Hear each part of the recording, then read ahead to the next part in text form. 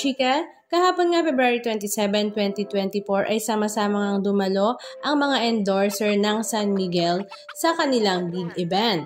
Kasama nga dito sila Coco Martin, Shanty Dope, Maurice Racal at Sandara Park. Marami nga ang natuwa sa pagbabalik bayan ni Sandara Park dahil napatagal-tagal na nga rin siyang hindi nakabalik sa Pilipinas at this time nga ay lumipad nga siya papuntang Pilipinas para nga sa San Miguel big event. At natutuwa nga ang lahat dahil parte na nga siya ng San Miguel Corporation family. Pero ang mas kinatuwa nga ng mga netizens ay ang pagko-collab nga ni Sandara Park at ni Maurice Racal. Dahil sa social media account nga ni Maurice Racal ay talaga namang kilig na kilig nga ito nang magkasama sila ni Dara. Hindi nga lang daw sila magkasama kundi magkatabi nga daw sila sa upuan. Kaya naman sa kanyang broadcast channel ay talaga naman kung ano nga ang kanyang tinatype at napasabi nga siya ng sorry, nagtatype lang ako na kunwari ay busy dahil nga katabi nga niya si Sandara Park. Pero mas bumongga nga ang kilig ni Maurice Racal nang magkaroon nga sila ng pagkakataon na mag-TikTok ni Sandara Park, ang very trending na marikit sa dilim, at game na game namang sinalihan ito ni Sandara. Halika at panoorin natin ang ilan sa mga video clips ganap na kanilang ibinahagi.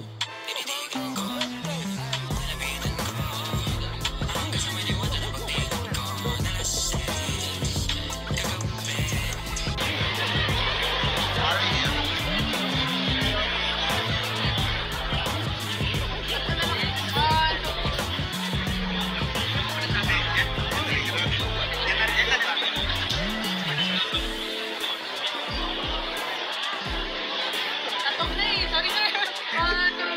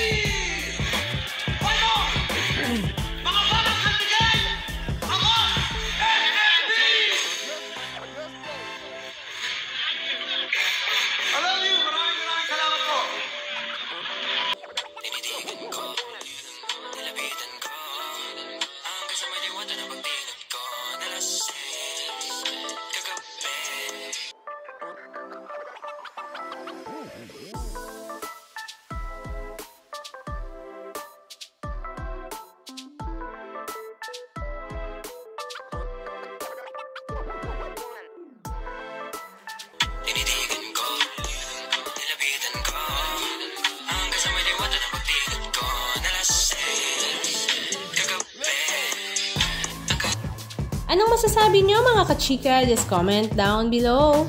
And please don't forget to subscribe. Thank you!